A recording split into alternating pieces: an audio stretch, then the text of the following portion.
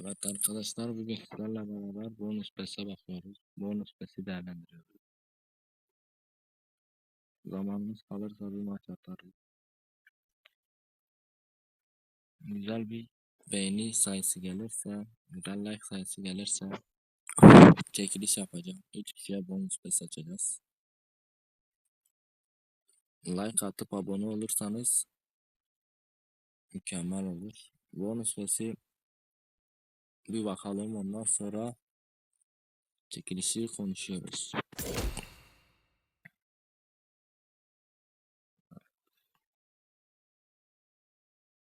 Zaten kız kıyafeti çok iyi. Bayağı iyi. Daha iyisi gelebilir miydi? Gelebilirdi ama bence güzel bir kıyafet. Zaten parça falan oluyor. Biraz bombası. Güzel. Bir tanesi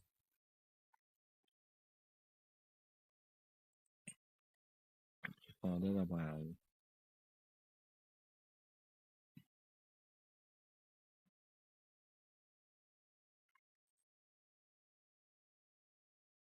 Kask. Kask idare eder.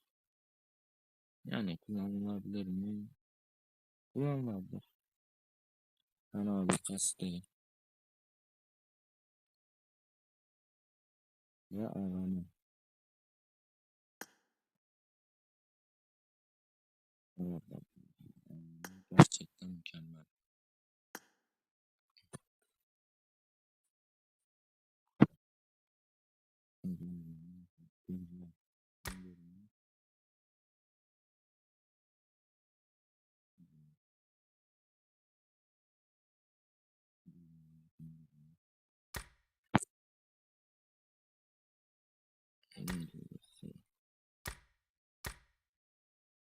Yani idare eder. Ölüm gerisi çok iyi değil. Vurma efekti çok iyi. İşleme başlığı yani idare eder. Ölüm gerisi fena değil. Vurma efekti bayağı iyi ama.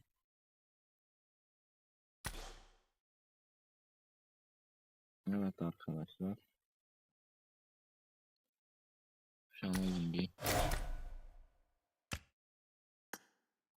kastımızı bilseniz nereden? Hatta nereden? Bakalım ne oyunumuz vardı. Olayımız yok şimdi. Adamızda böyle.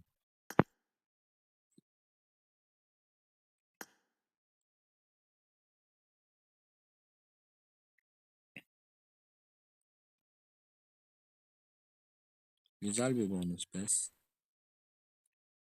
Yani böyle bir bonus pesin çekilişini yapmak isterim. 3 kişiye verelim, 3 kişi. 3 kişiye çekiliş.